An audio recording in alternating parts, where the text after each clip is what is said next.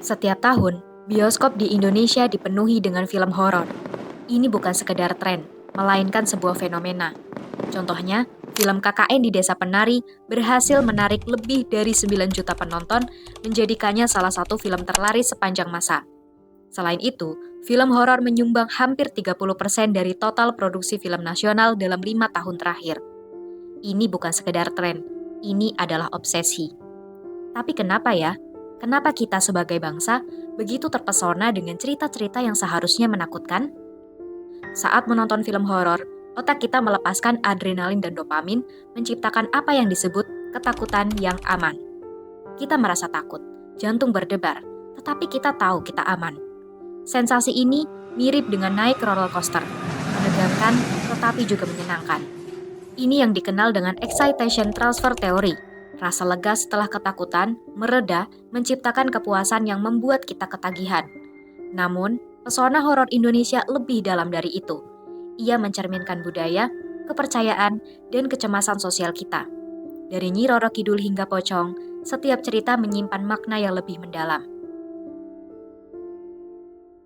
Ketakutan adalah emosi dasar manusia. Ironisnya, kita justru mencarinya. Kita antre di bioskop untuk menonton film horor, mendengarkan cerita hantu sebelum tidur, bahkan membayar untuk masuk ke rumah hantu. Apakah ini hanya hiburan atau ada yang lebih dalam? Data menunjukkan film horor selalu laris di Indonesia, bahkan mengalahkan film drama atau komedi.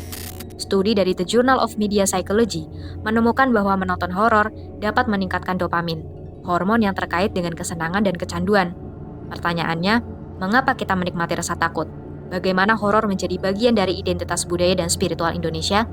Apakah ia hanya hiburan atau cerminan ketakutan dan kecemasan masyarakat? Mari kita mulai dari sisi psikologis. Menonton film horor memicu reaksi fisik, jantung berdebar, bulu kuduk merinding, tubuh terasa tegang. Namun setelah itu, muncul perasaan lega bahkan euforia yang membuat kita ingin menonton lagi. Kenapa bisa begitu? Otak kita bereaksi seolah menghadapi ancaman nyata, meskipun kita tahu itu hanya film. Amigdala, bagian otak yang mengatur emosi, sangat aktif saat kita merasa takut, bahkan jika ancamannya tidak nyata. Dr. Joseph Ledok dari New York University menjelaskan bahwa amigdala berperan dalam respon fight or flight yang mempersiapkan tubuh kita untuk menghadapi bahaya, meskipun itu hanya imajinasi. Rasa takut memicu adrenalin, meningkatkan detak jantung dan kewaspadaan.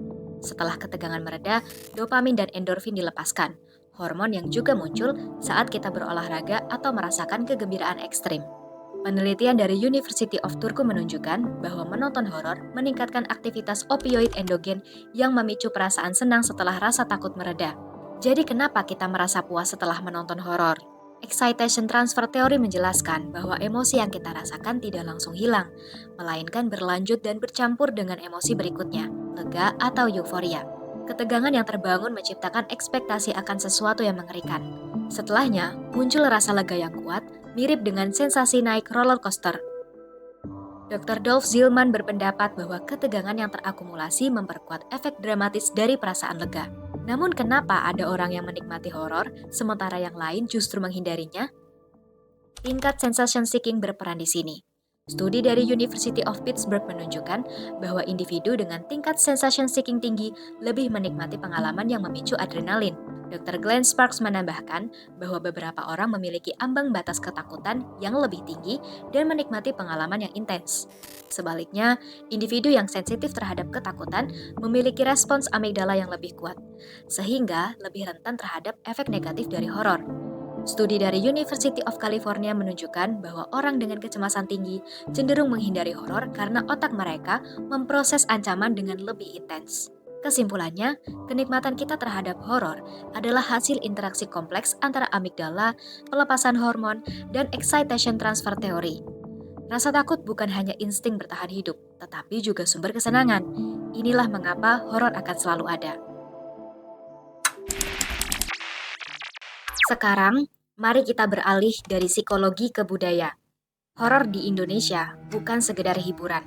Ia sudah menjadi bagian dari budaya, kepercayaan, dan sejarah kita. Dari mitos kuno hingga film modern, kisah-kisah menakutkan ini diwariskan dari generasi ke generasi. Tapi kenapa bisa begitu?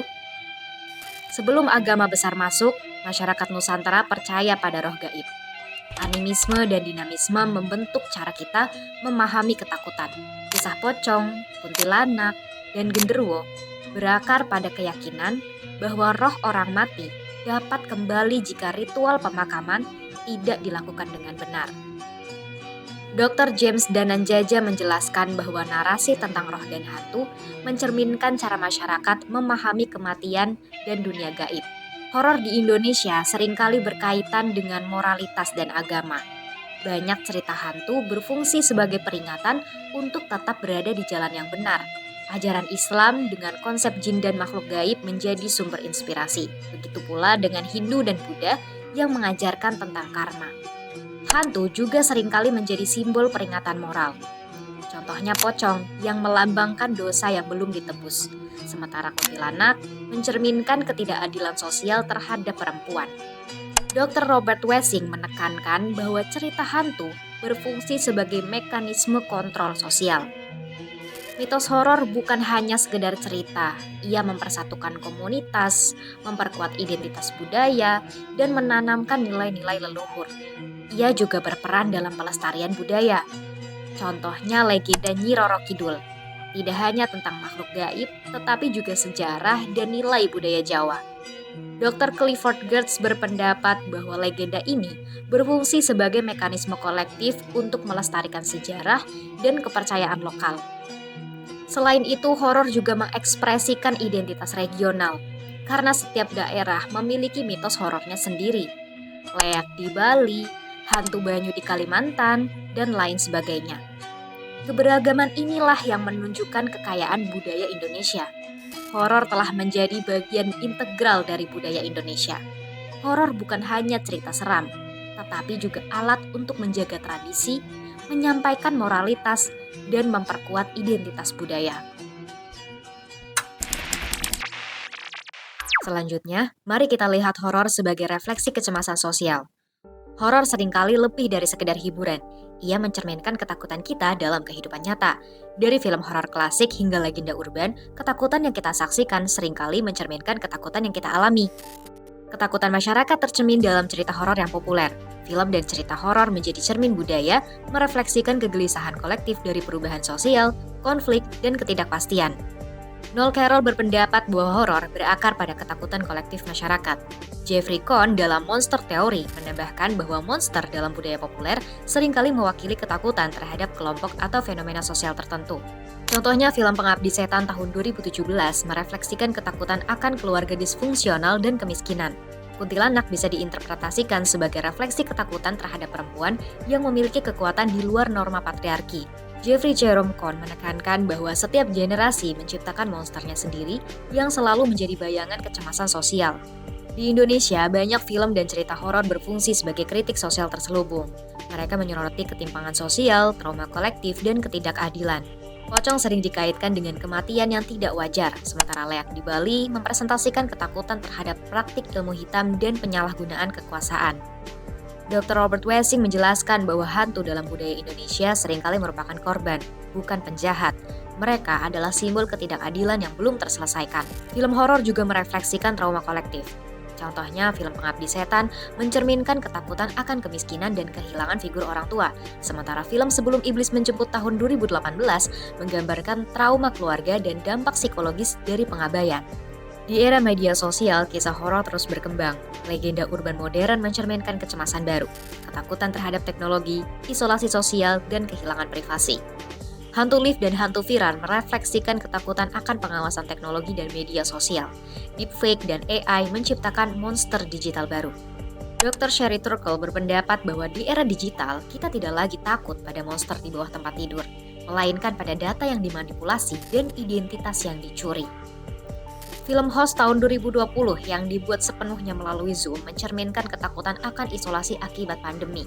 Konten horor viral di TikTok dan YouTube menunjukkan bagaimana kecemasan sosial diterjemahkan ke dalam narasi digital. Terakhir, mari kita bahas hubungan erat antara horor dan keyakinan spiritual di Indonesia. Horor di sini tidak bisa kita pisahkan dari agama dan kepercayaan. cerita hantu seringkali lebih dari sekedar hiburan. Mereka berfungsi sebagai peringatan moral, ujian spiritual, atau manifestasi kekuatan yang lebih tinggi. Di Indonesia, ketakutan tidak hanya berasal dari hal-hal supranatural, tetapi juga dari konsekuensi spiritual dan moral. Contohnya pocong yang melambangkan jiwa yang tidak tenang karena janji yang belum ditepati. Sementara kuntilanak mempresentasikan perempuan yang meninggal dengan dendam. Agama juga berperan dalam membentuk narasi horor, konsep surga dan neraka, serta hukuman bagi mereka yang menyimpang, seringkali diceritakan dalam bentuk makhluk gaib atau azab. Dr. Pascal Boyer berpendapat bahwa ketakutan terhadap hantu seringkali berakar pada kepercayaan akan kehidupan setelah kematian dan konsep dosa. Horor seringkali dikaitkan dengan ritual keagamaan untuk menangkal roh-roh jahat, seperti ruatan dalam budaya Jawa dan penggunaan doa serta air suci dalam pengusiran roh jahat dalam Islam dan Kristen. Dr. Tanya Luhrmann menjelaskan bahwa ritual eksorsisme ada di hampir semua budaya, menunjukkan upaya manusia untuk mengatasi ketakutan terhadap dunia yang tak kasat mata. Mitos horor seringkali juga berkaitan dengan kepercayaan spiritual. Di antaranya, mitos Nyi Roro Kidul, entitas yang memiliki kuasa di dunia manusia, atau tuyul dan leak yang sering dikaitkan dengan praktik ilmu hitam. Kepercayaan terhadap makhluk halus seperti itu bukanlah sekedar tahayul. Ia merupakan bagian dari cara manusia untuk memahami dunia spiritual. Dr. Justin Barrett berpendapat bahwa horor seringkali memperkuat kepercayaan karena menghadirkan ketakutan akan konsekuensi dari tindakan manusia. Interpretasi keagamaan terhadap fenomena horor juga beragam. Dalam Islam, jin dan setan dianggap sebagai makhluk nyata, sementara dalam agama lain, makhluk halus dianggap sebagai bagian dari siklus kehidupan yang belum selesai. Horor bukan hanya tentang ketakutan, tetapi juga tentang iman, moralitas, dan pemahaman kita tentang dunia yang lebih besar dari diri kita.